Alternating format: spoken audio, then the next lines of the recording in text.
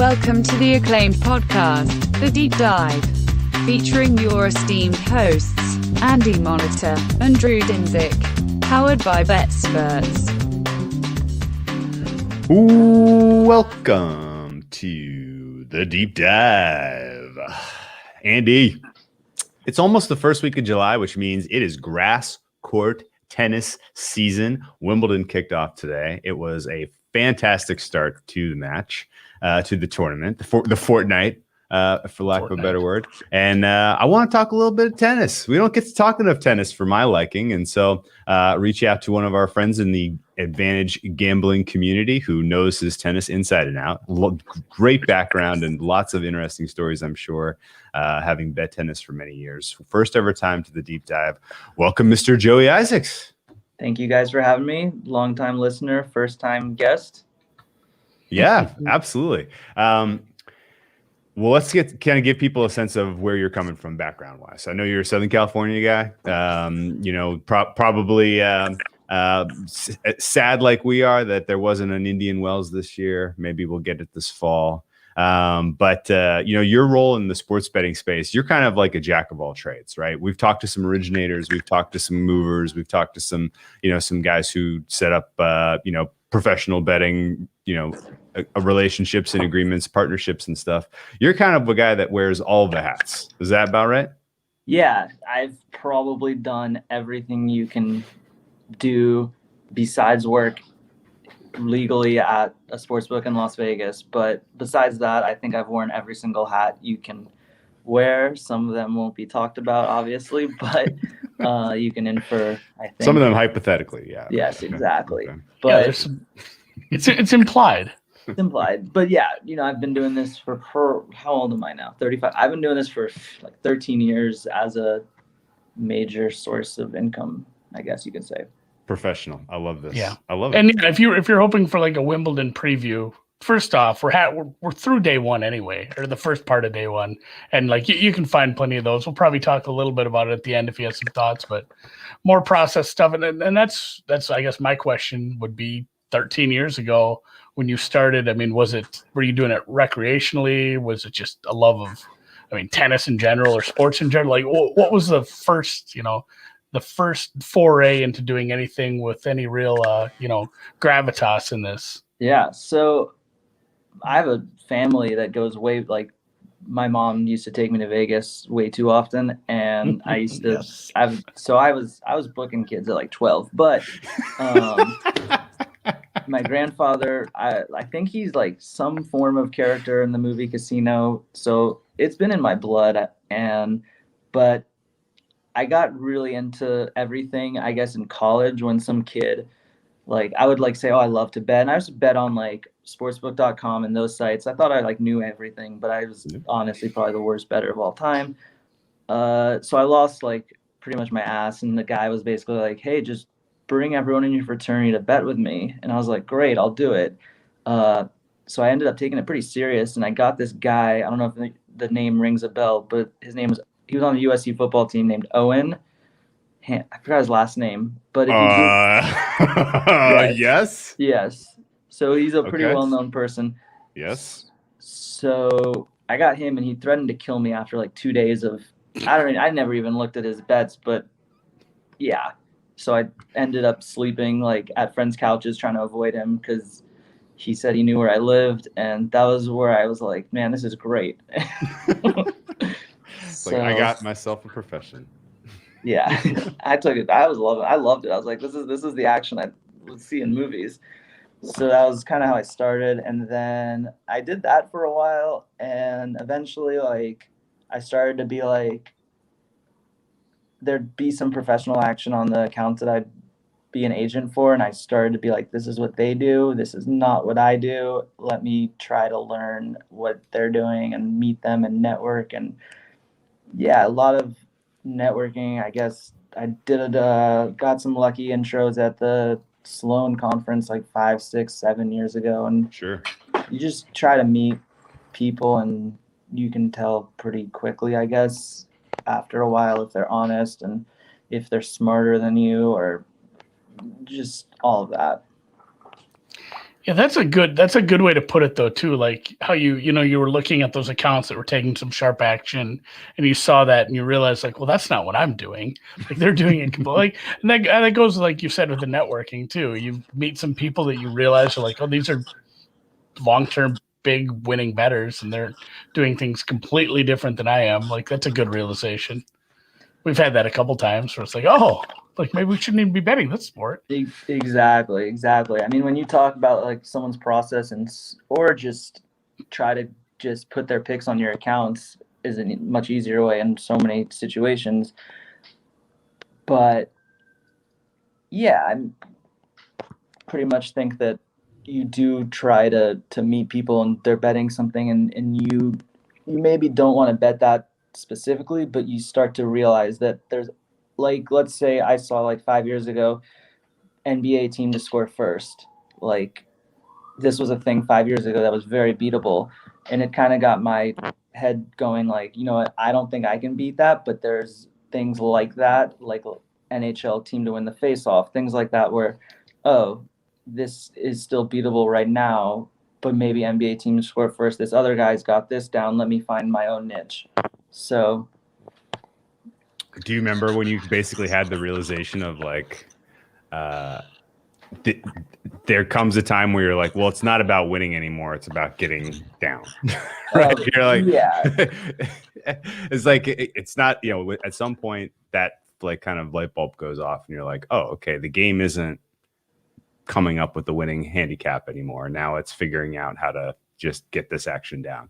How do you pivot then into, you know, just, I guess, accumulating opportunities to get action down? Yeah, you know, I kind of think it's like an art on not just winning, but how to text these, you know, bookies that you deal with on a Monday to Sunday and Monday mostly basis. You know, you try to be their friend. You're almost a detective, like trying to ask questions that aren't too blatant, but like it'll lead you to, does this guy can he afford to pay me $3,000? Can he afford to pay me $800? So you ask like random questions that he doesn't realize that you're snooping. And you that's how I feel, is like, it's almost a game, like, and just go from that to that. Like my favorite question when I'm up like $600 or something, create like small, being like, whoa, I'm so hot. Is this the most anyone's ever won on you? And so you can kind of tell from their answer, like, oh, maybe I have a couple thousand left to win this week. So like, you know, there's always something to ask these guys, because especially right now, stiffing is like, it is out of control. Oh, I was gonna get to this, but let's just talk about it now. We got a whole guy episode. Who could build a website for you. Yeah, we did a whole episode talking about betting partnerships and sort of you know, like how fraught that is. And I was wondering, is that obviously the landscape is changing on the fly, you know, with legal shops opening up in more states by the day, and yeah, that's got to put a lot of pressure on where, you know, maybe if you were a bookie 5 years ago, it was all fish and maybe one sharp snuck in there, right? And now it's like, well, all the fish are going to DraftKings and FanDuel. I'm stuck with like a whole bunch of sharks. What is going on here? You know, like, has that kind of changed sort of the dynamic of like what the guys that are, you know, doing paper heads out there are seeing?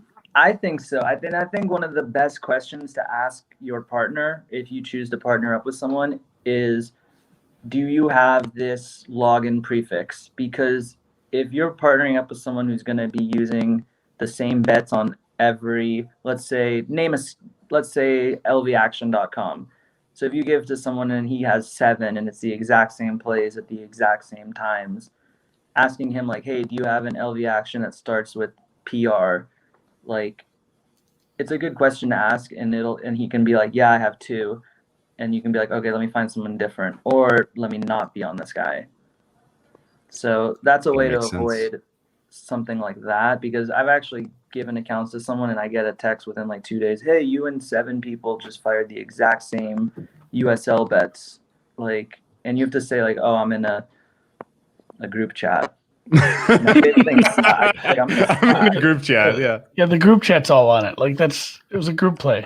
Yeah, no, I mean it does work, but then they often ask, "Let me join this group," and I'm like, "Oh yeah, Okay, I'll invite you. Dude, what you got to do is you have to set up a tout system and then be like, well, we all bought this guy's picks. Exactly. I've actually thought about starting Joey Isaac's picks as like a private Twitter, just to be like, if they ask that question, be like, I just buy this guy's picks. Buy this guy's picks, you know. I don't know. This guy's hot. This guy's hot. Yeah, he's hot this month. I actually, when I open an account, I use my real name, not Joey Isaac, so they would never know. Yeah, that's fair. Got it. That's interesting. But like, you do see like the stiff level, stiff percentile. What was it like 5 years ago compared to what it is now in terms of how often you get stiffed? I mean, I think it's definitely gone up since Corona, because I think a lot of people became bookies in Corona, and they just don't have money. A lot of them. Yeah. They assume that they're never going to have to pay anyone. Yeah, like, there's a whole underground of selling books that is just beyond my like brain power to be like, why would anyone buy something up front? And they sell for like $100,000-$200,000 sometimes. So then these kids are left with no money. It's insane. And then they lose, so they sell it again. Wow. Well, you got to get out if you're underwater, you got to sell it to so then you sell that, you sell your car, and you're back to even. What's so crazy is that like I would never buy a book, and I don't book any at all, but I would never buy a book up front for money. I would buy it for like a percentage of the people's losses. Like, oh, of course. Yeah. Otherwise, they're just going to text on the side and say, "Hey, I left. I sold it, but just come back to me." Yeah, they have your client list, like literally. Exactly. And when you're selling it, it's not exactly a merger of two companies. I mean, it's essentially illegal bookmaking. You're not like an NDA or stuff isn't going to hold up. That's funny. That's wild. Well, I mean, I even heard there was ads. Like I'd heard ads for. Like, paperhead. Run your own paperhead. Yeah, run your own paperhead and stuff, and that's how you get college kids with like $300 to their name running a paperhead, and they assume like they're gonna win, and if they lose within the if they have a bad week within the first month, they're done. Everyone's getting stiffed. They're just like, I quit doing that. It wasn't any fun. Yeah, no, it's completely true, and you can kind of tell by the some paperheads do cost more money, like. And you know that if a bookie does have that paperhead, they probably do have money. But that makes sense. Yeah. So there's some homework you can do, but at the end of the day, there's really nothing you can do. God, that is fucking fascinating. Because I got the game theory level of we got to get smaller action down across all these accounts in a way that our plus CV stuff is. We're still getting we're not getting closed out of offshores or closed out of legal shops, but the fact that you actually then have to go another level and read specifically how liquid is this guy and how much what is too much that's going to get me run or stiff, because getting run is probably a better outcome, right? I mean, if the account just gets closed and he's like, okay, like we'll settle up and you're done betting here. Like that's losing an account is one thing, but getting stiffed is that. That's like the worst possible outcome. A lot of these partners will require you to vouch, which I think is one of the stupidest words in all of betting.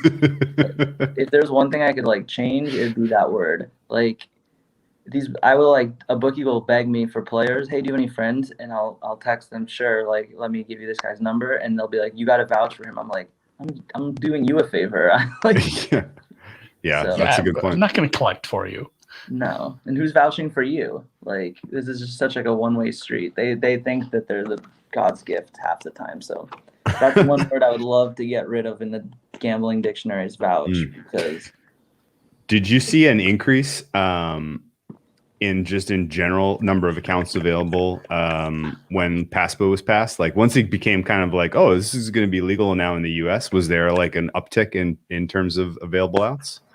It all comes in swings. Like you get a good partner who just hustles and finds you like 25 accounts out of nowhere, and then for whatever reason, usually what happens is that you find a partner and they lose themselves, even like probably following the accounts. I don't even know, but they all find a way to lose, and like there'll be like 4 straight losing plays, and then the 5th one, so they think you can't lose 5 in a row, so they throw like their whole money, and they kind of leave gambling, and for the right reasons. and the truth is like if you're giving someone an account and you don't take any risk, you have to just realize you're not going to be rich. You're not going to make that much money. So if you want 10% or 15% no risk of an account, you're looking at hopefully a few $100s a week. And that makes sense. It ends up being more work than it's probably worth, and so they just get over it. But it just depends on who's giving me accounts at the given time, because some people hustle and get like 50, some people then they quit, and so it just depends on the timing. Are you at the point where the originators for some of the stuff you work on, you're just like, these guys, you know with certainty they will never lose? Yeah, I don't think that will probably happen for a while. It's not like their edge is getting smaller. Somebody's coming up on them, like they're getting run down from behind. There's definitely some sports that I see that I'm like, then they don't win, and I'm like, whatever, it's almost over, blah blah blah, that kind of thing. And the next sport will win, but as far as tennis goes, I just have been thinking about. I mean, there's somebody we actually had on a couple weeks ago, Brett, talking to him about like getting down, and I don't know how far you go down the ladder, but like, and we know a couple people who bet lower level ITF challenger shit, and they do well. But it's like even at a place like Chris, he's like, well, I mean, I can bet it, but not for much anymore. Like, the further you go down that ladder in the tennis world, the less. I mean, just the harder it is to get down. And I don't know if I've even looked for like some of that stuff on many of the paperhead skins. Like, some of that it's like ATP, WTA futures. That's it. Yeah. It's interesting. I talked to somebody who does ITF betting, and he wanted me to get down 50,000 a match for him. And I was like, this just isn't going to be possible. And he gave me picks for like 3 days, and they went like 11-0, and they were really good. And I was like, to be honest, it's just not gonna happen for either of us. Like, these are great picks, but it's just so hard to get down. Like, I had to you have to get down a lot live, and a lot of sites do have live. Sure. It's just not worth it to bet ITF tennis, in my opinion, even if the picks are just never gonna lose. Do you recruit originators, or do they come across your radar just via referral or something? I just talk to everyone, I guess, that I can. Like, I'm on Telegram all day, so if anyone wants to hit me up and talk, I'm there. And I can kind of tell just from chatting with someone pretty quickly. Sure. And there's got to be a reason why you can't bet for yourself. Does that make any sense? So 100%. It doesn't come around often, and I really don't like betting for people unless I'm like, I haven't had a new person in a long time, and everything I've tried has just been not worked out. And so that makes sense to me. What got you into tennis in the first place? Were you a player back in the day? Yeah, I was a great 10-year-old to 12-year-old player. So everyone on the American side, if they're 35 years old, I beat them at 10. Oh, that's awesome. 12. So I always played tennis. And then my first job out of college was actually working for the USTA, doing their coding for their to make draws, doing the tournament manager stuff. They were switching from desktop to the web live, if that makes sense. Yes. Absolutely. So I did that, and I got connected to someone. I had a lot of free time in that job, and I wrote to a startup betting company, I guess you could call it, gambling company. And we just started chatting all the time, and I thought he had a great product, and I think it was ahead of its time. And he really liked tennis, and we talked, and then he ended up introducing me to somebody in London who wanted me to courtside for him. And that is kind of how I started betting tennis. For people who don't know, what would you say courtsiding? How does courtsiding work exactly? Courtsiding if anyone does want to read about courtsiding, there's a book called Game Set Cash. Have you ever read it? No, but I'm going to now. I've heard of it. And we've read some good stories about some courtsiders who've gotten like in trouble. Yeah. No, this guy does a great job talking about it. What I did was not what he did. It was a failed attempt. It was not an organized situation enough. But courtsiding is basically you go with a phone, any type of technology, and you're basically clicking a button on who wins the point, and sending that information to someone sitting hopefully at a desk betting it. Got it. And just like the more high leverage the point, the more valuable it is to know before the live market knows. Yeah, and then there's things like if a player has like a sitting overhead, you can click it unless it's Djokovic. But you can get good at that kind of thing. Yeah. And be ahead that way.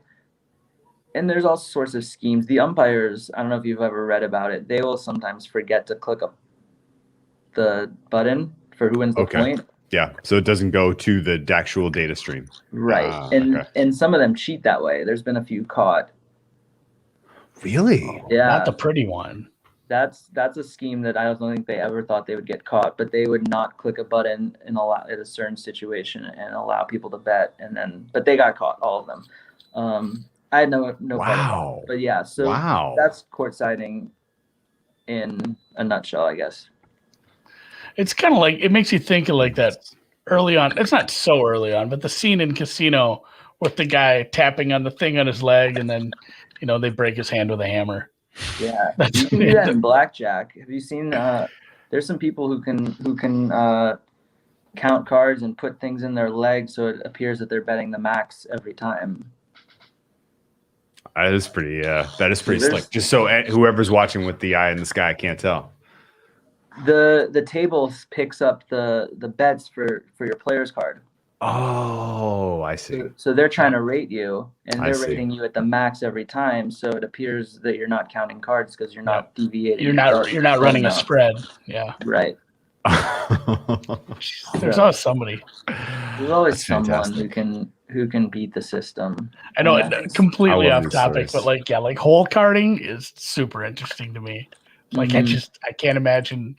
And those are the kind of things that are kind of fleeting sometimes, and you have to hunt around for a lot. But it's kind of like sports betting too.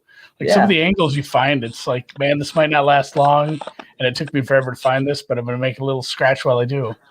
Like ITF live plays. I mean, the best thing ever were these sims. Rest in peace. They're done now, but those were amazing until yesterday. The Fawn Bet sims. What happened yesterday? Primetime stopped their sims. Oh. Yesterday was the last day. They left a little present somewhere, but yeah, they're done. For I don't know why, but Bookmaker was doing those sims, and the day that they were taking $1,000, and the day that they lowered their limits to like 100, it got really hard to beat. Because whoever was, I think, beating them for $1,000 was doing something right, and yeah, that ended that day. But they basically what would happen is this guy would steam the line on Bookmaker on these NBA 2K games like 6-7 points, and the PPH sites wouldn't move it. Oh, buddy! So it was 20-1s there. Yeah, it was fun. Wow. That's wild. We didn't get too deep into the Sims. We got a little that NBA 2K tournament, which I mean, that's completely different. That's not like us using computing power and figuring out. That was like, we know who's going to win this. It's kind of like the Kentucky the pass posting, the virtual pass posting, the virtual Kentucky Derby too. Like that was fun. No outcomes, yeah. Oh, that's wild, man. Wild. Courtside. So your courtsiding experience went a little sideways, but you probably got to go watch a lot of tennis live, right? Or were you the guy behind the desk? It was a failed attempt of so many things. Okay. It ended ugly. Okay, so you didn't get, but you didn't see. I guess you got into play some of the players whose names we would know from the U.S. circuit in the 30s range. I guess anyone off the top of your head that you specifically remember Beating battling, the pants off. beating the pants off? I played Sam Querrey many times. Acapulco Is he champion Sam Querrey. Yeah, that's right. He beat I remember- Rafa Nadal. Sam Querrey's a guy. I think he's gonna make a run, but I remember that was my last ever junior match where I actually played him in a big tournament. Like they have like in junior tennis sometimes like loser brackets. So you because you travel, you don't want to like play one match and have to fly home. I played him, and he was like notoriously known for just not trying half the time. And I remember that was the first time I've ever played like a tennis match and been like, I have no idea if I played good or not because he just hit a winner every shot. I think Sam Querrey is the only player to beat the world number 1 at Wimbledon 2 years in a row. He can make a run this draw. I mean, I know he plays a top 10, top 20, someone good. He goes, actually, and man, the steam on him has been white hot. He's playing Pablo Carreño Busta in round 1. He opened up as a plus 120 dog, and now he's about minus 116 favorite. Yeah, he should be favored, even though that Busta guy is one of the Spaniards who can play on a faster surface. Querrey should be favored. If his timing on his serve is good, he should be pretty clearly through. He was only broken. I don't think he was broken all last week until the finals. Yeah, some of that felt self-inflicted too. He was a double faulting machine in the first, and then he just kind of threw his hands up. Yeah, I mean, he's not going to do anything on Medvedev's serve, so I think that was like a mental, got down a break and didn't even try the last set at the end. But, I mean, he was a 40 love at the time he got broke. He really should get looks on Busta's serve all set, and you would think he could break once or twice. Yeah, he's had great results on grass and at Wimbledon specifically, so I won't doubt him. Yeah, kind of thinking about, and I'm thinking about some matches that kind of went sideways today, and I don't even know how much you want to talk about Andy. Well, I mean, Murray came through, whatever. He came through, he got it done. That was a weird set, but like live limits, are you able to? Is that something you get into? Just because I don't know, I see people do well live with some live tennis if they're if they have a good read on something. But like, are you able to get down anything of substance with that with the limits, or I mean, is it a lot of tabs? I personally don't. I stopped betting live like 3-4 years ago just because you let's say you want to bet like a few hundred, and then you randomly are betting live and you're like, shit, I have like $4,000 in this guy. How did that happen? So I don't bet live just because I just don't want to. But you could get a lot down live. Oh, really? That's staking creep keeps me from playing live NBA. I don't play live NBA for that exact same reason. Yeah, it's a different type of discipline needed, and I do think your eyes do fool you a lot, and so I don't think you should be sitting and watching sports trying to bet live. And I also think the opposite is true too, where I don't think you should be betting live if you're not watching. So it's like a catch 20. Is it 21, 22? 22. Yeah. No, and it's like France today. I bet some live overs, and it's the same thing. Like, oh man, like, because you make a bet and then you see the line move and it moves against you, and for some reason it's such a short time span where it's like, well, I should bet this better number maybe. Like the number just got better, or it ticked down to 2.25. Like, am I hitting this again? And all of a sudden you're like, oh, I've hit this a couple times. This is bad. And then Sweden or Switzerland goes out there and misses a penalty, and you're like, oh no, I'm super fucked. This sucks. Yeah. And then like today you get bailed out. Like you don't think about. I don't think you think about your process as much because the time you spend processing your bet is so short. Like if you're making it in the moment, if you're making it live, you didn't spend a bunch of time with your numbers, perhaps. You just kind of fired on it, and if you do get bailed out, you don't think about it. You don't do as good of a job of like, I don't know, reviewing your process, reviewing your bet, and deciding if you actually made a sound wager at that point. So I think live betting just kind of messes with your head, whether you win or lose. But I think it's a huge bookie advantage, and it takes us. You either are scheming it, or you have like a type of discipline that is very rare, or you're a huge live loser. Yeah, and it's that usually makes the third. sense. But there are people who will come. Like I talk to some people, and they'll tell me before the match, like if this happens, I'm gonna do this live, And if you stick to that, I do think you can maybe beat live. Like, it's a knockout stage in the soccer game. Like, if it's 2-1, they're going to have to press. So maybe you take a chance. Something like that can work, but it's very rare. Like the actionable angle that you see live that you had a kind of thought through your process before the match started. That makes total sense. In fact, there was a lot of examples with Rafa Nadal back in the day on, when he was at peak form, he would come into a match and he literally, he would come in and be like, I'm going to build into this. I don't really care what happens in this first set. If he dropped a set, it would be in the first. And you could be like, okay, he is much higher quality than this player. He just kind of let that one go. And he is going to come and just, drop bombs on him now, like Djokovic did today against that Draper kid, right? I mean, like that sort of stuff. Like when guys are peaking and they know, like,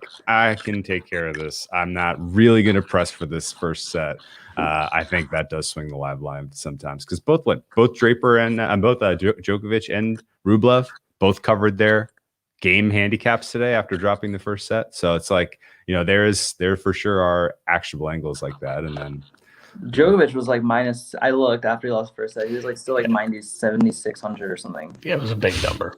So they're pretty confident in his ability to come back down to set, best of 5. 2 sets to 1, and it was like minus 440. And I was was it? Oh, wow. And I was just like, I don't really feel like losing on a Monday morning. Like, it's probably value on that price, but if it was Sunday, I would have done it. But Monday is a little different. Then you have to get it back. You have all week to like look at it. I'm almost the opposite of it. I'm like, look how many days I have left. Look how far away Monday is next week. But yeah, it's never a good feeling to start. Like it feels like you're fighting then. Like you don't feel like you're making. That messes with your process too. I think where it's like when you're on the fence about one, I'm like, well, I better put it in because I'm down. Like I gotta get back to green here. Mm-hmm. Yep. Oh well, I guess what is your current thought on the state of men's U.S. tennis? Out of curiosity, I mean, anyone interest you? Sebastian Korda? Anybody got a game that you think has a pulse to do something in the next generation? Yeah, there's no one that I can see winning a Grand Slam anytime soon. And I think that is more like there's a lot that goes on with Americans, and a lot of that is just traveling the world and learning how to lose alone is a really hard situation to find yourself in. That is just not worked for the last 5-10 years.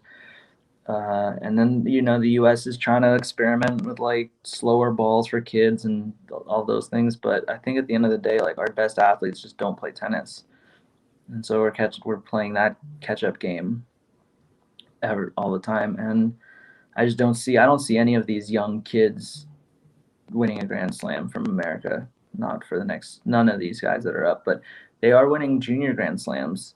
Like Noah Rubin won Junior Wimbledon, and he's not even in the main draw 2 years later. So yeah, what's up with like how does that happen? And Riley Opelka won Junior Wimbledon, and he lost today in ugly fashion too.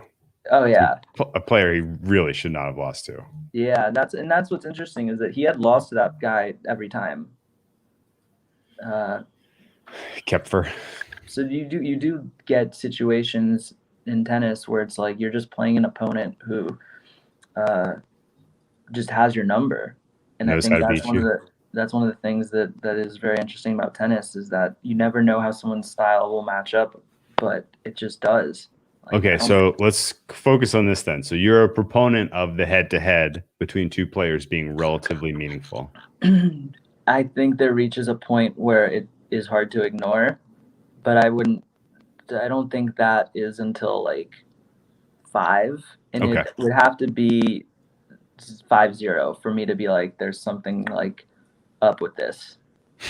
Because if you're 4-1, I think that's just, it could be anything can happen the next one. But if you're 5-0, it's like, okay, this guy has your number and like something. Well, I've seen people make good cases too. Like if you take, for lack of a better term, it's a trend. Like again, you play so many different players over the course of your career, and it becomes a one-person trend against one opponent.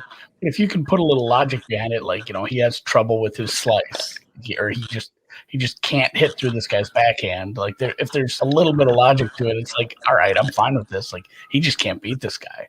Like this price is off because of that. Like there's a few guys where it's like, man, he just doesn't match up good. The head-to-head record says so. Whereas some of these, it's like if you dig in, and be like, wow, like his head-to-head record is like 90% on clay, and the other guy's a good clay player. I'm gonna have to kind of toss that out the window if they're playing down in Miami or something. But I mean, a lot of those you see people use these, and I don't think it's wrong in any way, shape, or form. Yeah, and I think round is huge. Like if you look at head to head and it's first round, I would maybe like you got to look in tennis, in my opinion, always at like the match or two before. So if like it's third round and he played like 2 long 3-setters, your body fatigue, which I think in tennis, the only two things that are important for predicting the next match is your body fatigue and the tennis balls. And I think the tennis balls are the most important, and conditions are so big. Altitude is huge. I mean, like if there's this one tournament that one guy, I don't think he even plays anymore. The King of Clay. The King of Keto. King of Keto. Yes. Every year. I knew exactly where you're going with that. We were there. Every year he does it. And I think for like 3 straight years, I bet against him first round because I'm like, there's no way that he can keep doing this. But I think that just conditions are huge in the ball. So,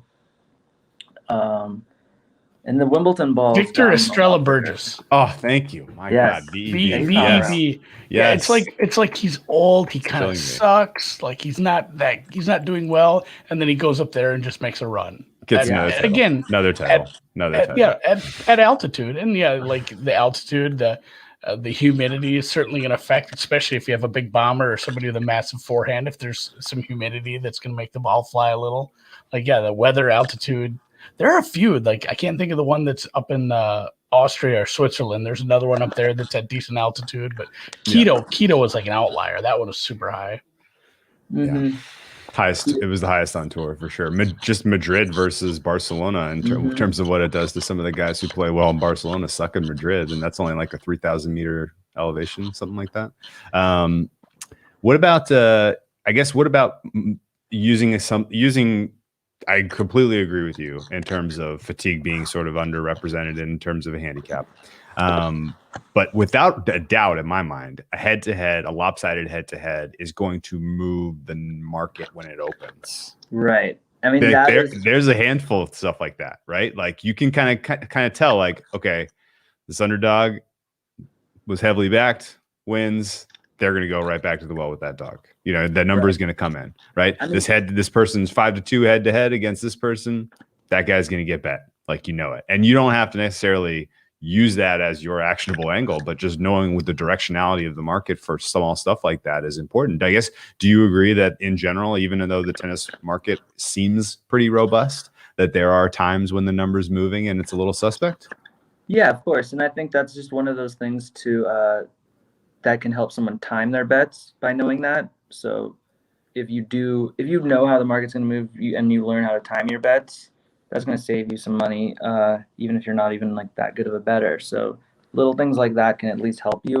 It's not going to help your pick, but it shouldn't be the reason for it. But if you know that, I mean, use it as much to your advantage as you can. Yeah, laying 200 on Riley Opelka when he closes -165 and then loses is, obviously. Yeah, you'd rather lay -165 than -200. He had a bad head-to-head with that guy. So if you know that is going to move the market a little, and you could wait till you get like -150. It could just end up saving you a little money, and nobody's gonna, you're gonna lose a lot of bets over the course of a big sample. If you can make them a little cheaper when you lose, right. Especially like you can completely disagree. Like the market moved big, that player won, they moved on. It's coming back. Even if you disagree, you can make it a lot less painful on yourself when you end up, losing a second bet or however that works out for you. I guess, do you think that there's difference in the quality of the market for different tournaments, different stages of the tournament? Like you have more respect for like a slam semifinal than a slam first round. more respect maybe for like a 250 first, like 250 late in the tournament, because the only people betting into that are people who make good numbers? I mean, I guess is there different quality of the different markets? Yeah, I actually know somebody who's been chasing tennis steam for like 3 years and just making a killing. Oh, wow. And he does it only early rounds. Interesting. So maybe that's your answer. Okay. I've heard some crazy angles over the years. There's one angle that I've always loved that I guess I'll share, but it is the last match of the day on center court in the second round of a 250 under. It's because everybody's ready to go home. It is because usually it's a top player playing their first match, and they want to get this guy's. The one person who told me about it was like they have so much media responsibility after the match, that they need to get this done with so they don't ruin the rest of the tournament. Yep. And they're going to show up from the beginning. So, or they're tired and they're going to give up after losing or being down early. Yep. And just go to the next tournament. One of those, I like this guy so much, but I'm not going to lay the game. I'm going to take the under, and then he loses in straight sets, and you win anyway. Exactly. You're so incredibly fucking wrong that you actually won your match. That has actually happened a couple the times. most gratifying win. Love that. Love that. Love that. It's funny. It makes me think. It's like you asked the question, Drew, about like the different levels, of the 250, the 500, the Masters, to whatever slams. We've Kelly, I'll give him credit. Big Ten Watto. We've had him on here and we've talked to him plenty. He was starting to track opening over round on the outright markets in every tournament, just at one, I think he did 2 books just to have a sample from 2 different books. And he noticed like some of these ones where he was having the biggest edges, and he was implying that like the books are having trouble pricing the outright markets on this tournament because it's goofy, and the hold would just be like 20% higher than normal. He's like, so every time I have like some decent edges on a couple guys, the overall market is worse to bet into. He's like when there's not much for edges, he's like the over round is actually low. He's like it was really goofy, and it was like from 250 to 250. It wasn't jumping levels. He was seeing some massive differences in that. It made me really wonder like what kind of effort they're putting forth, from various we talked to Mr. Trenhale about that a little, about who was starting some of the where the origination even comes from. The origination of the numbers for tennis. And the answer is like the Czech Republic, man. Czech Republic, Russia, Sweden, like these tiny books in all of these random European countries are kind of each setting their own number. They're taking $50 bets and moving. And then Asia. It used to be Asia. Interesting. As taking the bet, like if there's a bet done in Asia, supposedly it's like the best bet. The whole board moves. I can tell you to your point about early steam versus late steam in a tournament. If the more higher profile the match in a slam, the less I care if the steam moves against me. Right? If I'm betting into kind of a one of a lot of matches that's not getting a lot of attention, relatively small handle, and I get the worst of the number, I pretty much graded a loser before he even goes off. I'm like, oh, I guess I missed something. That's probably going to lose. I just assume it. And then on the opposite end, if I bet into something at like the quarterfinal, semifinal level, or like an early round match that's really getting a lot of attention, like a Kyrus Wimby, like that handle is probably going to be 5-10x the average handle on a normal day, just because everybody has an opinion. If the steam moves against me on matches like that, I really don't care. Like I'm like, well, I wish I had gotten a better price, but like, this doesn't feel like the kiss of death the same way that a Kepfer Opelka line move. That's like the kiss of death. that would feel that way. I've always found fascinating that tennis is one of those sports that has a start time, but it can be pushed back. But some books do take it down, and I've always had this theory that some books, when it's taken down, whoever they're copying, they don't know what they're doing, and they'll just juice the favorite 20 cents higher. Oh. So if you do want to like wait, if you are an underdog player, I've always felt like you can just wait till in your match before, if you want to like look at court, like if you're on court 17 and the match is like 4 hours, they're going to take it down a lot of places. So you can find books that keep it up until first ball, and they'll just, I swear, I think I'm not 90% sure that they just juice the favorite 20 cents higher when the match gets pulled from everywhere else. They assume that there's some ghost theme on the favorite that they don't know, because whoever they're using to copy, whoever they're using to get the information, it's gone. Okay. I've always had this theory, and I don't know if I'm right, but it's like a stupid annoying part about like the order of play said 11 a.m., but every single match went 3 sets. This match isn't happening till like 1 p.m. Yeah. But they'll yank it down right at the. I suppose it's better than getting pass posted. Not that a tennis match has ever started early. I don't think that's a thing. Yeah, if the match is like 6:0, 6:0. Do they start them? I mean, will they just fire them off right away, or do they wait? They almost all have a not before blank. Depends on the it usually has that not before time. That's a major court. If it's a lower court, yeah, you're right. Yeah, that's true. If it's an outside, if it's an outer court, yeah, there's that's definitely been some early starts. I believe you. I guess it's worth kind of noting this has been an interesting kind of year for tennis. If you take a step backwards, there was no tennis at all last summer. There was no Wimbledon. There was no grass court season. And then this year, the Australian Open gets pushed into February. There's no Indian Wells. The schedule gets compressed. The clay schedule gets pushed back into grass season. And so we're like in this weird time where there's even less data on grass than normal. And even less, idea of anyone's current form, because they may have played one match on grass in the last 2-3 years. And I guess, what do you do about a lack of data if you're a numbers guy? Do you just skip grass entirely and wait for the hard court season? You can do a number of things, I suppose. You can do you can try to find as much similarities to these courts as other venues, or you could use just Wimbledon data from 2 years ago, I guess, now at this point.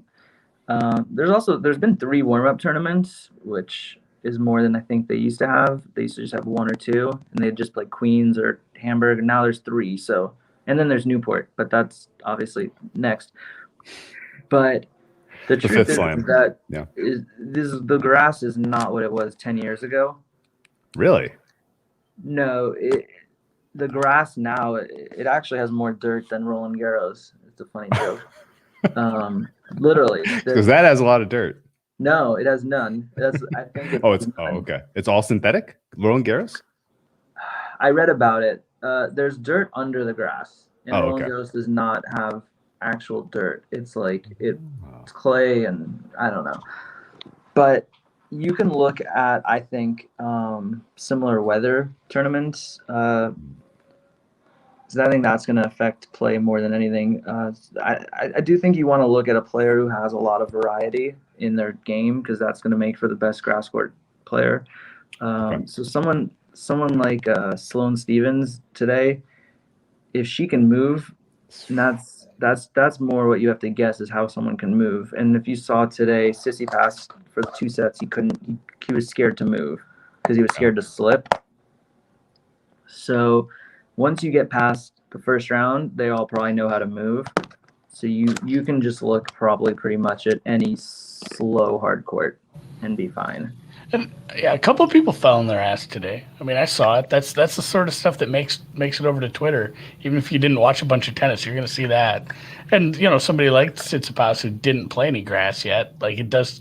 I don't know. You call it your sea legs, I guess. It takes a little bit to get used to that. I mean, you saw how he looked. Well, that was an all-time bad spot, because Tiafoe was on form on grass. He was on form on grass. Tsitsipas hadn't played since the French Open final. He's going through all kinds of mental nonsense after that loss and family stuff, and that was just a brutal spot for him. I felt bad. I took advantage of it. I won't apologize too much for that, but that was a bad spot for him. So I think he'll eventually perform. admirably at Wimbledon because he can serve and volley. He's an athletic guy. He can do it. I think serving and volleying is a way to lose now. But oh, really? I would not serve. You're giving Tiafoe like a big target that he likes, and he's got to play like just serve, one ground stroke, try to get in. Like Murray kind of was showing kind of how to play grass court tennis variety. I wouldn't come to net with these players with these strings. They can just pass so easily. So I don't think you're going to see people coming to net and winning right now. Sorry, I forgot what I was going to say. But what I was going to say is that you're looking at not just not playing grass court this year. You're looking at they didn't play grass court last year too. So it's a huge break that's never been done before. And that's Djokovic lost the first set today. So he's someone who didn't play grass. So you can look, I guess, at tomorrow's matches and try to find someone who hasn't played on grass yet. I don't think there's that many. There's just going to be people who like Djokovic and Tsitsipas and maybe like one other or two others, but everyone else played grass. Let me transition this into a question about a guy who hasn't played on grass. He hasn't played on clay. He hasn't played on hard court since the Australian Open, and that is Nick Kyrgios. The firebrand of the men's tennis tournament takes on a guy that won a grass title, if I'm not mistaken, this cycle. So he's well adjusted to the grass. And the market here has been fascinating. Have you been following what's going on? And do you have a read on what to expect from our guy, Nick Kyrgios? I would lean Nick Kyrgios. 138 out to 170 at Penny. Yeah, if I trust Nick Kyrgios for his first match, it's the second or third match that I think you would see his lack of match experience. And you generally do see that after long layoffs. It's not the first match that they struggle a lot, it's the second. And I think you saw that with Federer at French Open a little. He looked fine, and then he's got worse and worse. So you would think that they get better and better as they play their way into tournaments. But on the men's side, it's just too physical. You can't play your way into the tournament. On the women's side, Serena can do it, and she's done it in the past. But she's showing it's getting harder because the women's game is getting more variety, where you can't just overpower your opponent. You have to actually play tennis. So I think that's one of the reasons that she hasn't been able to win in the last year. But yeah, I just wouldn't go against Kyrgios. I do think he's been practicing more than he lets on. I'm sure that's true. Andy, you got to lean on Kyrgios? Yeah, he's a sneak. the Celtics are out early. Right. Whatever. Yeah, right. That's part of the handicap. I love Nick. There's people that love him and hate him. There might not be any NBA on to distract him after tomorrow night. Yeah, he's so fun. That's the thing. If there's no game on, that'd be awesome for him. But Nick, it got me thinking too, and I just don't know this. I mean, maybe people who really, really get into it. Are there people that string different rackets for stuff like that? Where if it's just all right, this asshole is gonna. I'm just thinking of the Francis match there. If it's this asshole is gonna come up to the net a bunch, I'm gonna go grab a tightly strung racket and just blast stuff past him. It makes me think about stuff like that all the time. I don't know if I know a lot of people have preferences on their rackets. I don't know if they're all strung the same or if they have all right, I'm gonna have my nasty forehand racket in the bag for you. So with stringing has been something that has been revolutionized way more than rackets. But with tension, you want to base it on weather and heat more than your opponent. So if you're in high altitude, you want to go lower. Yes. And if you're playing in a lot of heat, you probably want to go lower too. But if you're playing in some cold weather where you need a little spring, sorry, that's the opposite of what I said. You want to go lower and lower means more spring, higher means tighter. So if you're playing in high altitude, you want it to be higher and tighter so the ball doesn't just bounce off your racket and fly.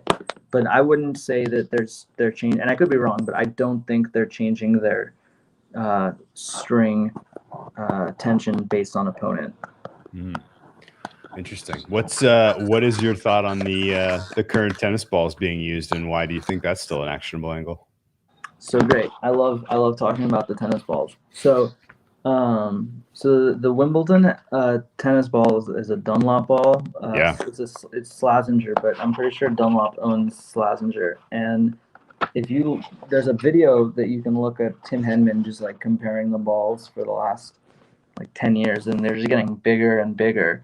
And so the ball, they say, will play the same in different conditions. They're trying to like perfect the ball, but the ball getting bigger is going to slow the ball down, and it's going to try to keep the ball low, which is why you see when the roof is closed and the conditions change, the ball bounces higher.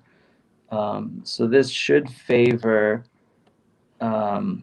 as the tournament goes on, because they're putting so much grass on the courts. What you see on TV is a lot of dead grass, but it's actually should be the opposite, and the courts should be more lively as the tournament goes on. And it actually is interesting because one of the tennis blogs did a study, and they showed that as the tournament goes on, there's more rallies. So is the tournament getting slower? So there's more rallies. But Andy Murray actually chimed in, and he said, I think it's because the players are better. I think that's why there's more rallies, and the court that they're getting faster. So you can always, try to find something, but I do think that these balls should favor and hurt a lot of the just servers, unfortunately. It's probably good for overall watchability. It should be, but they're trying to get points. They're not trying to have John Isner win the tournament, which I'm fine with, actually. Yeah, he's gonna have. I cheer for American tennis. I've won an outright on him in the past, but again, it's not the most pleasing aesthetic tennis. Was it? That's why I like clay. I'm a clay court guy. I love it. Yeah, if he's gonna win a Grand Slam, it's gonna be on clay. Interesting. I figured it was going to be in America. He, for whatever reason, plays so much better in the U.S. than he does abroad. I really don't get it, but it is what it is. What are your thoughts on some of the up and coming guys and kind of taking down the the big three here? Do you think you're going to see a changing of the guard, or is this going to be like the next 2 years? Djokovic dominates everyone, and then eventually he decides to retire, and we need to crown a new who's the best at tennis. Yeah, I mean, you're seeing it slowly. Like they're not gonna give up their dominance easily. But I mean, if Djokovic didn't hit that ball lady, he'd have won 6 Grand Slams in a row. So, and I don't think anyone's gonna even come close to beating him. I was gonna say he's not gonna drop a set, but he already did. Voluntarily, it seemed like. Yeah. Hey, get one out of the way. It takes off. It's like Gonzaga should have lost a game. Yeah, take the pressure off right off the bat.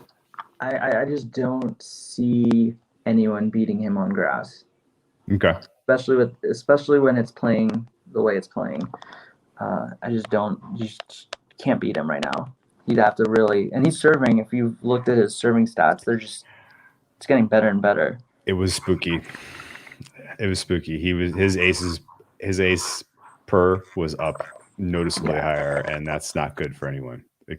So it's gonna take someone like Kyrus, in my opinion, to beat him, who can just hold and hopefully get into a couple tie breaks, not give him any rhythm.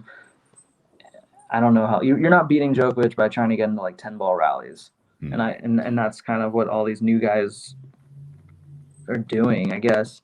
Maybe Rublev, I just don't see it in 3 sets, but.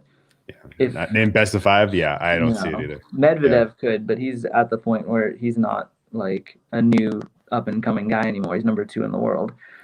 I think he's number 2 in the world.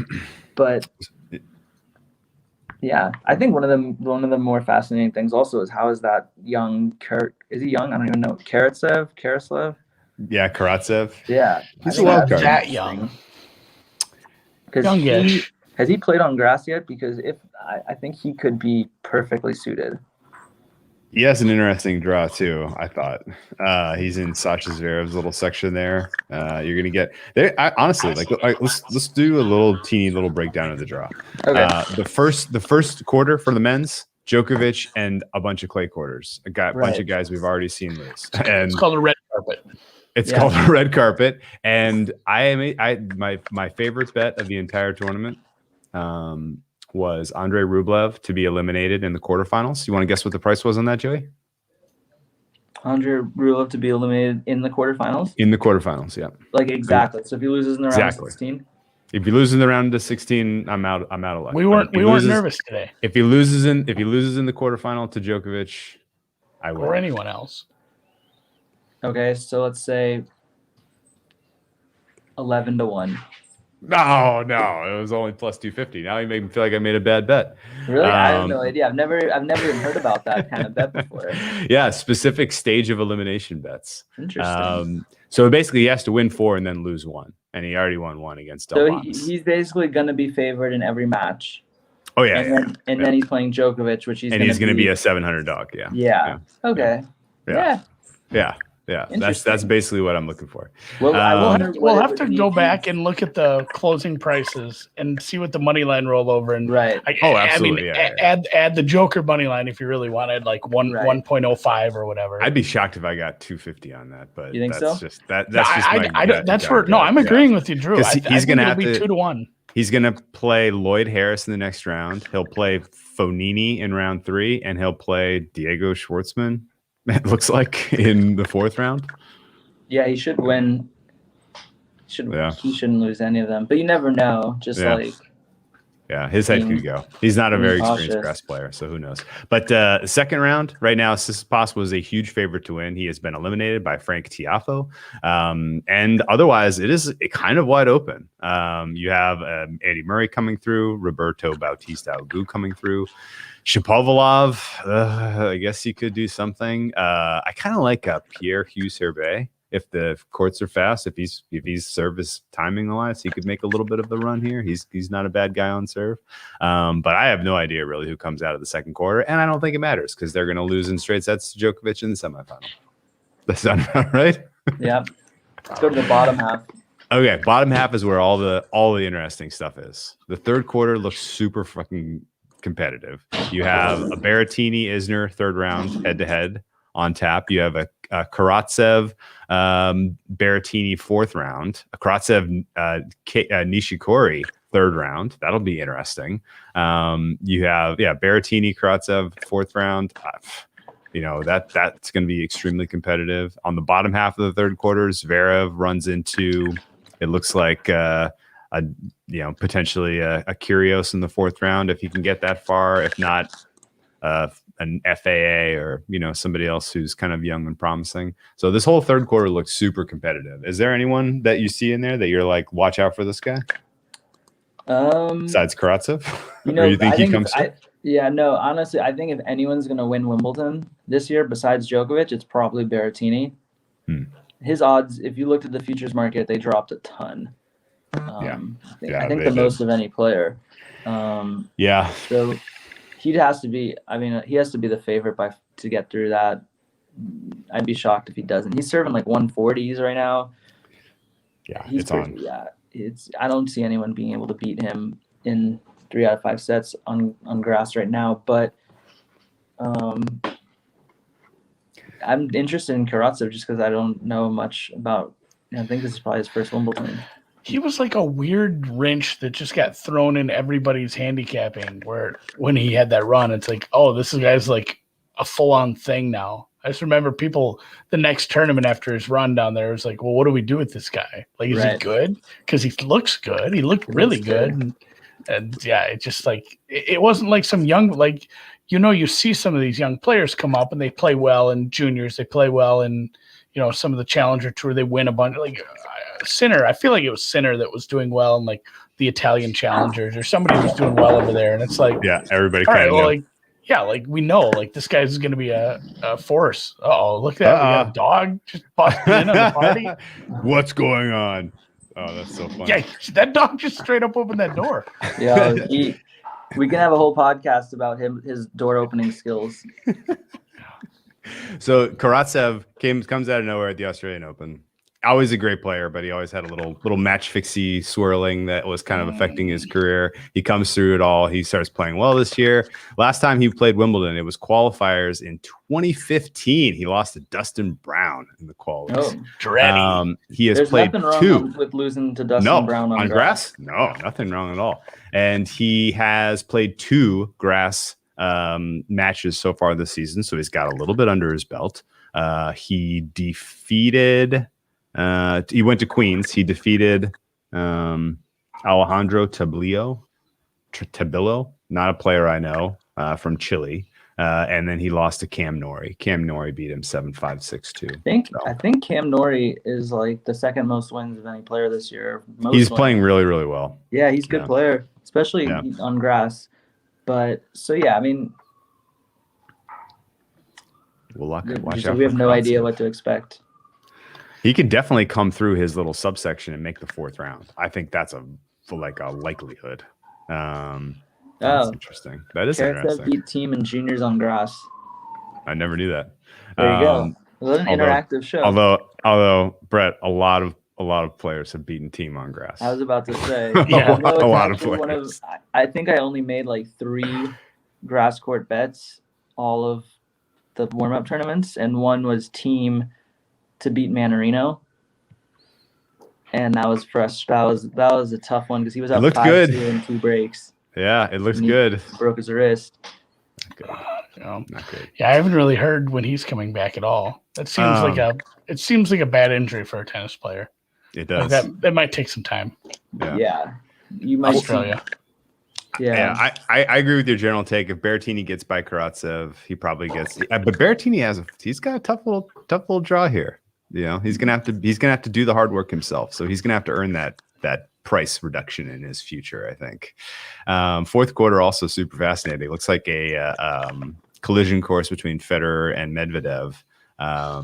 Medvedev to me is like a Djokovic light in terms of his game and the style of play. That seems like that could frustrate Federer and probably end his tournament in the quarterfinals. Although we haven't ever seen Medvedev do anything on grass of note, and never done anything at Wimbledon that's been anything noteworthy. He lost to Ruben Bemelmans, for Christ's sakes here. He still is the best player, second best player on hard courts in the world right now after Djokovic. And I think what we saw from him at Roland Garros was, while surprising, is like kind of an indication that maybe he does something here. Yeah. Is that crazy? And he won the warm-up tournament. And fun fact, I think it was like, I read something like it was like something like 18 years before someone won a warm-up tournament until Djokovic did. Oh, you mean the preceding to the Roland Garros? Yeah. He won winning Serbia 2 before going to the Roland Garros. Yeah. And everybody kind of just joked like, all right, is he really going to play the week before? Krejcikova did it too. Yeah. Well, I mean, but he kind of had a bit of an obligation to go play, and he had to play in that tournament. They don't get that many tournaments there, I suppose. And then, of course, he just runs through it and runs through everything, which good final. In the end, Barbara, that was like, do you remember when, what's his name? Not Rublev, the other, Medvedev. When Medvedev had like his coming out spring, and we just kept saying, like, when are we going to bet against this guy? Like, isn't he tired? Like, he just keeps playing. He's playing so much. He's winning so many matches. Like, he's got to tire out eventually. I think people use that against Krejcikova. Like, all right, she's going to get tuckered out here. Like, this is a real tournament now. And she just kept rolling. Women's set straight up weird. That's what I thought with Karatsev, is that he was going to get tired just because he was like, I always try to find people that are like playing 3 straight weeks in like 3 different time zones. Oh, yeah. That's a good angle. It's a really good angle. Nothing could beat this guy. He's definitely on something. Well, see, that's when you have somebody that breaks a golden angle like that, I love like then extrapolating. Well, what does this mean then? And then using that in a forward sense is huge. What do you think though? Federer, he draws Cam Norrie round 3. That should be Medvedev. he should be fine there. Okay. So it comes down to Medvedev. Well, is Cilic in that side? Because that's Cilic is on the bottom half of the fourth quarter. So Medvedev is going to have to oust Cilic in round 3. Okay. Cilic is my only future. So. Ooh. After he won, did he win Queens or Stuttgart? What did he win? He won Stuttgart. Always wins. Right? He won the first one. I got him at 130 to 1. Do we just not have Sertagenbosch anymore? I don't think we had it this year. I get so confused with the tennis schedule now. Like it took me a few years and I had it down, and then last year just threw everything out for a loop. Yeah, they did Nottingham and Stuttgart during the second week of Roland Garros, and then they did. And it's not like I can look Queens, up Sertagenbosch. They did Queens I'm and gonna spell it right. Queens and Halle in the same week, and then they did Mallorca and Eastbourne last week. So it was 2-2-2 in the lead up. No Hertogenbosch this year. Sorry, Andy. But yeah, it's dude, round 3 is going to be sick. There are so many good matches. I honestly, like, you're going to probably get Nishikori versus Karatsev. You're probably going to get Berrettini, Isner. You're going to get Zverev versus maybe a Nakashima. That'll be interesting.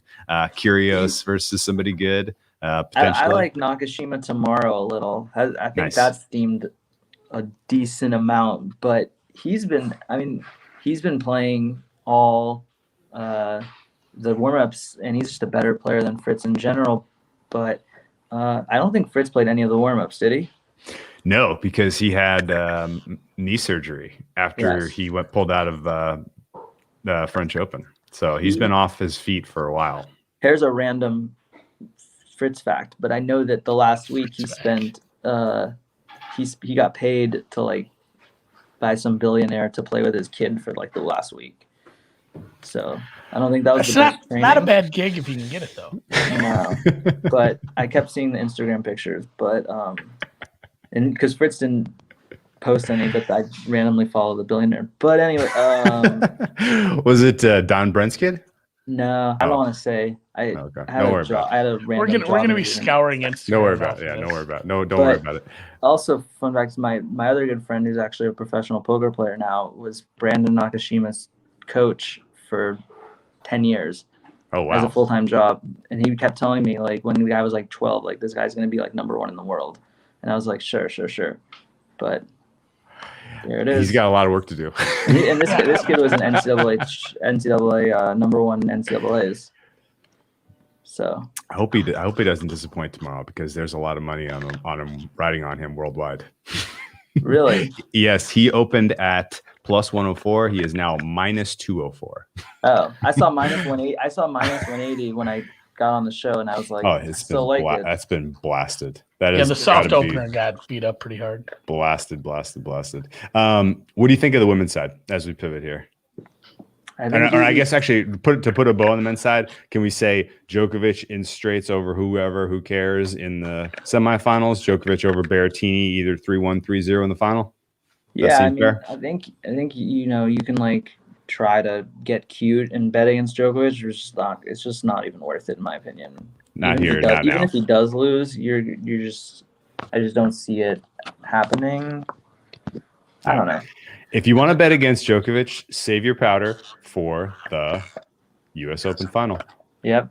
When he's up against Medvedev and he chokes. Rublev. Going for the Rublev, Medvedev, whoever he's against in that U.S. Open final when he chokes, that's when you want to go against him. Yes. Don't wait until then. Wait till Cincinnati. God, I forgot about that hellhole. He can't play there. Yeah. And he's going to be coming back from Tokyo. He's going to be a mess, man. Yeah, he's going to be run ragged. Tokyo might be bad for him. It might be. Yeah. I'm eyes open to fade him there too. Yeah. All right. Well, what about the women's side? Do you have a feel for what's your kind of general take on the women's game right now? Is more exciting, more wide open than it's ever been? Yeah. Or just wow, I wish someone was healthy? So women's, I don't bet much women's. And when I do, for me right now, I'd like to watch a couple matches. Same. 100%. And be able to watch, just because I don't have the time and I'm not betting tennis that much to bet first round or anything. So yeah, I would wait to see how they're playing and go from that. But there is a few players that I do think are just ahead and above and beyond shoulders wise on being able to play on grass. Obviously, Serena, and I also think Muguruza is probably the second best player suited for grass. If she can get past 2 rounds, she can win. I mean, obviously Barty is the best, but her injury is. Yeah, I think she's fadeable. What do you? Did you see any Muguruza today? No. Did she win? She was dynamite. Yeah, she should be, based on all of what I look at in terms of like weather, ball, everything. She should be the best grass court player. I captured a ton of value on her when she went on the run. Was it 3 years ago? It was before Halep, right? I went Muguruza, the French. Halep here. No, and at Wimbledon, she won Wimbledon. Oh, sure. I think 3 years ago. That was just a brilliant run from her. Yeah, and you can see it coming. And she was underpriced every single round because she had underwhelmed so badly on that clay cycle. And boy, does this feel like the same sort of exact thing. Like she's not tired out from the clay. I mean, look at Kvitova losing. You need right now, in the way that the grass is going to play all week, you need a lot of variety. And I think that's going to favor. I hate to say Svitolina because she's just going to find a way to lose, but someone who can do everything. She's costing me like a yacht. She's a she owes you a yacht. Svitolina is just like the poster child of it, but there's a few women where it's like, you should win this match. Everything. Oh yeah. I don't know what you're doing. Like, what is going on? And then they start crying, and then you have to change the channel. Well, we're gonna watch something else now because this is done. I like Svitolina. I'm not sure if I've ever won a bet on her. No, so by the way, Muguruza came through today 6-0, 6-1 in 51 minutes against 51 rank in the world French woman Fiona Ferro, and she won 75% of the points. 54 points won out of 74 points played. So that was about as dominant a performance as I've seen on grass in a long time. It's impressive. So Muguruza, I like that. I gotta go scour the market a little bit and see if we can get a fun price on her. Her draw isn't the worst. There's draws in women's doesn't really even matter that much. It's just go look at the French. Do you remember that one quarter that opened up? Yeah, it was all of them. Exactly. I was gonna say I didn't even look at the women's. I just played what Alex put me on this morning. So I don't even know this person's first name. Christian. Yeah. Christian, the over and the money line, and I forgot I had the money line. So after she won the second set, or actually when she went to the tiebreaker in the second set, I just unstarted on Flash Score, and then later I remembered, I bet on her too. So I went back, and it was a nice surprise. I like that, not sweating a women's match by watching it. Let's let the Flash Score take care of it. Let's just say, what do you think of the new Flash Score starred format? I hate it. It's not great. I hate it. You mean on specifically on browser, right? Right. Where they throw all the favorites onto the, I can't use it on desktop anymore. It's phone only. Either. Like the new update's awful. Either. I hate it. It's terrible. No. I wrote Flash Score like a year ago to ask for a job because I wanted to do I wanted to be the person who does the Flash, like updates it, and they never wrote me back. So their new update, they could have had a better one if they hired me. I want to be the guy who hits the button for Big Chance. Big Chance. Yes. Big Chance. Big Chance is a good one. That's the job. I feel like that button has to be this big. Like just somebody's got to smack big one. That's Big Chance. Red dot. Asked for. They had an opening. Oh my gosh. If we're gonna sit here and brainstorm ideas for Flash Score, like the big whatever Big Chance it is for soccer, they should have that for break. Break point. Like there's a big flashing like break point. They have it on your screen. They have it for hockey. Oh, yeah, I mean, nice. It's similar to the soccer stuff. But tennis needs a big flashing red break point or match point even. I agree. They got to get rid of. They got to go back to the old way. I loved it when you could organize. You could organize stuff a lot better back then. Now it's a hot mess. I don't even start anything anymore. No, I never start anything now because it's not a fun way to Only on the follow phone. the score. On the phone, yeah. On the phone, I still can't do get it on the there. computer You can anymore. still get there better. But yeah, I can't do it on the computer either. Mhm. Although, and actually, you know what? There's a Bet365's live is faster. I've noticed on a couple things, so I started watching the that. live is always one faster. more. Very good. It's very, very fast. Yeah. Christian though, that was an ugly match. There was the last one of the day, and neither of them could even like walk by the end of the match. Well, she was up like 5-2 or 5-3 in the second set, and I went to a tiebreaker. I think she had to serve to go to the tiebreaker, which I had a cheap 20.5, so I needed the tiebreaker. Like 5-7, 5-7 wouldn't have got me a push. So I'm like, well, this is how this goes. So after it went to 6-6, I just turned it off. I'm like, I don't need to know. I'm so sick of this already. Day one of Wimbledon, I'm sick of these women. That's awesome. I'll be right back at it. It's not like we bet Sam Stosur already. Okay, so we'll look out for some Muguruza then. Anyone? I guess you kind of casually said Ash Barty is the best on grass. I feel like a lot of people think that way, and I think a lot of it is she should be, but I don't know though. She never seen her really do it. Yeah, she should be, but we'll see. She hasn't been playing. She hasn't been playing at all. So it's hard to know what to expect. And her injury was serious. It was like it looked like an Andy Murray hip, honestly.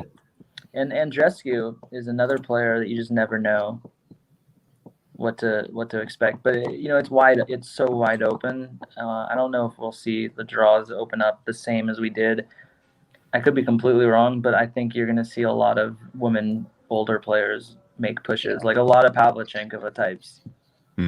And Andreescu is catching a falling knife. Like she's going to turn the corner. She's going to play as well as she was at one point. But do you want to be the guy who keeps trying to figure out where that point is? Or, you might end up losing more money than you make when you finally find it. So there's a Twitter account, has Andreescu pulled out yet?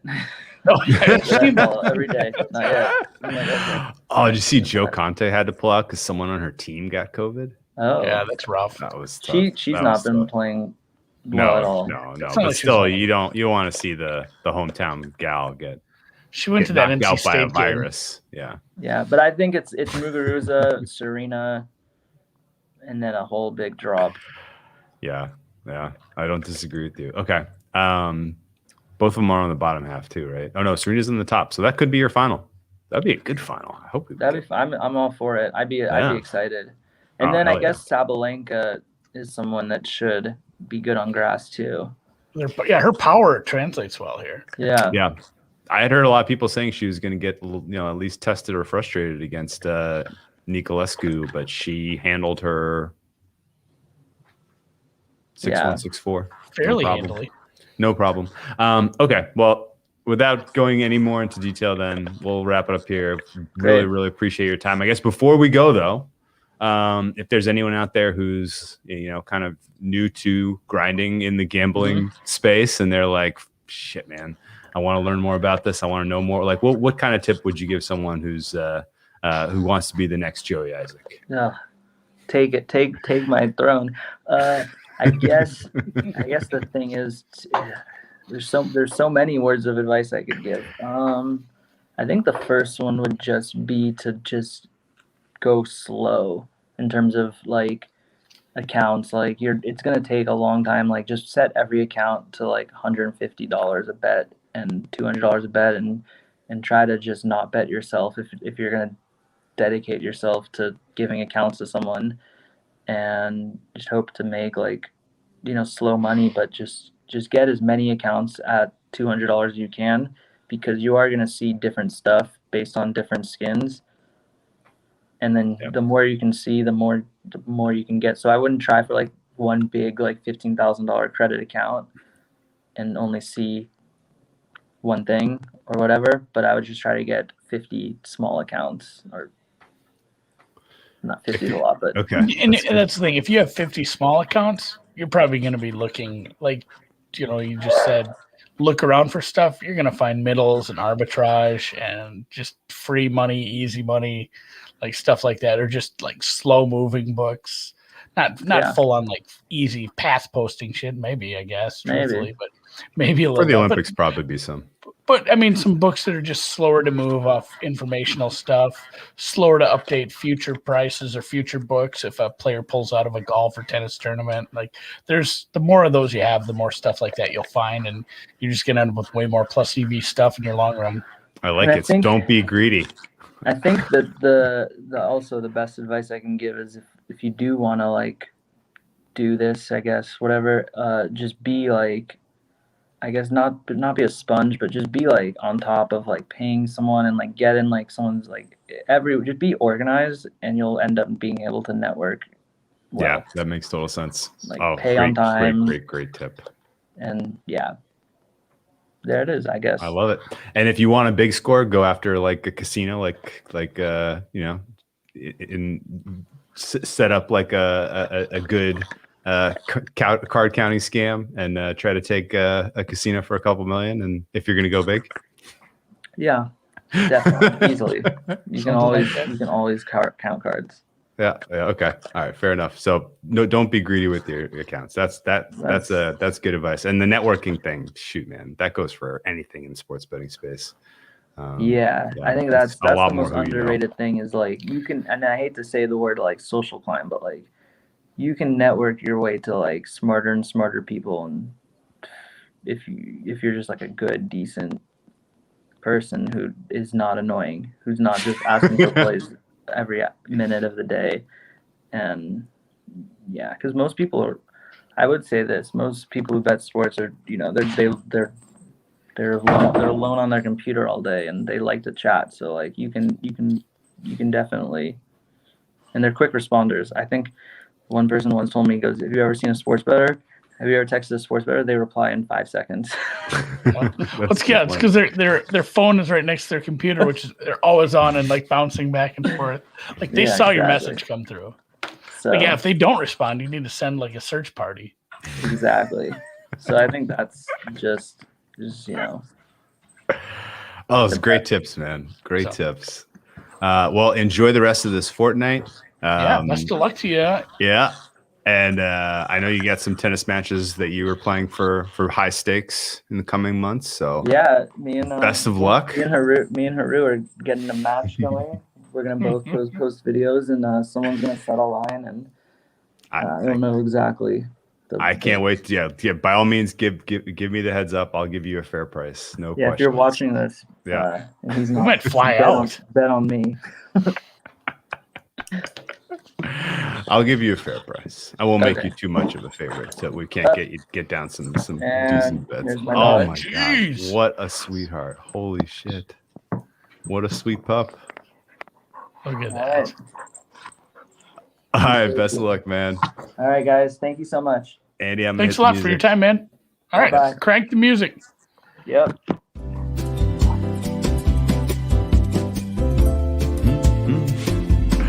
Dog really was so excited for attention. That was awesome.